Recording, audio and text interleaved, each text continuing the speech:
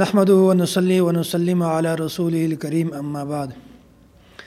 بعضو علاقو کې دا یو رسم ایجاد شوی دی چې کله یو کس ته د دنیا نه ولاړ شي او د هغې د کفن انتظام وشي، بیا هغې نه بعد خلک سره راجمع شي او د دې مردې دپاره اجتماعي صورت باندې دعاګانې کوي.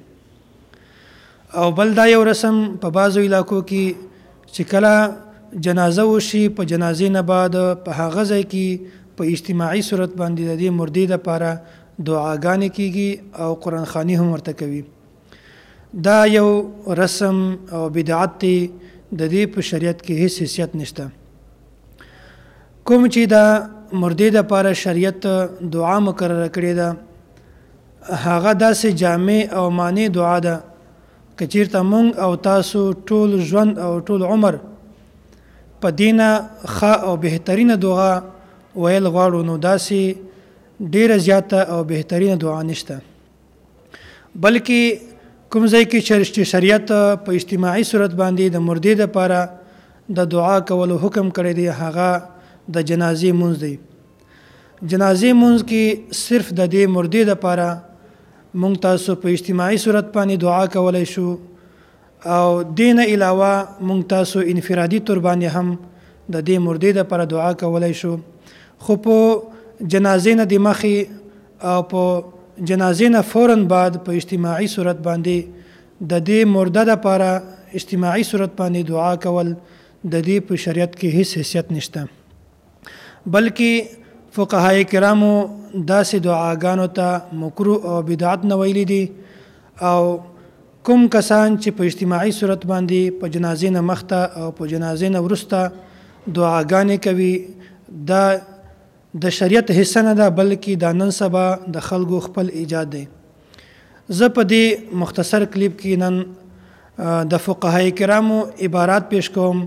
اسې خو د فقهای کرامو د عباراتو لاینونه لګېدلي دي، خو زه څو مختصر 2 یا 3 عبارات تاسو مخکې وړاندې کوم چې فقهای کرامو په جنازې نه د مخه او په جنازې نه د وروسته اجتماعي دعا دا څه ګڼلې ده او څه نه ده ګڼلې.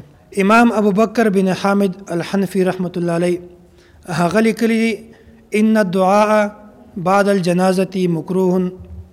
داسې مولانا عبدالحی لکنوي رحمت الله علیه هم لیکلی دي، وای په جنازې نه بعد دعا کول، اجتماعي صورت باندې دعا کول دا بالکل مکروه ده.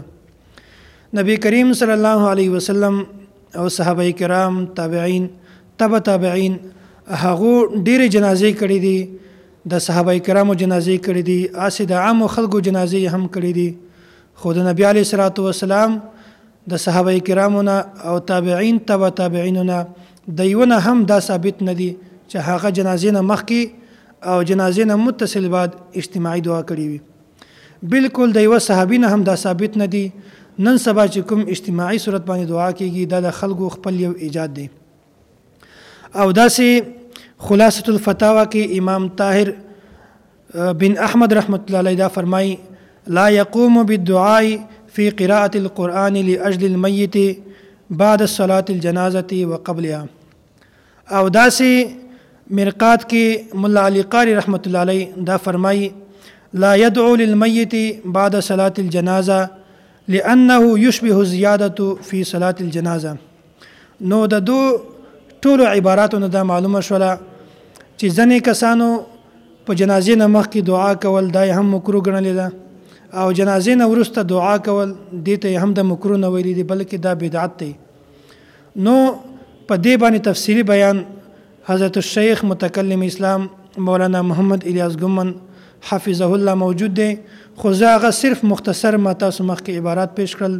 د دې انشاءالله تفصیلي چې کوم بیان دی هغه انشاءالله مستقبل آینده چې کوم کلیپ دی په هغه کې به راځي.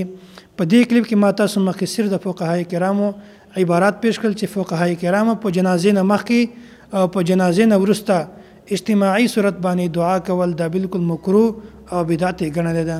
الله پاک دې مونږ تاسو د داسې بدعاتو نه او د داسې ایجاد شوي رسمونه په خپل حفاظت کې وساتي. واخر دعوانا ان الحمد لله رب العالمین.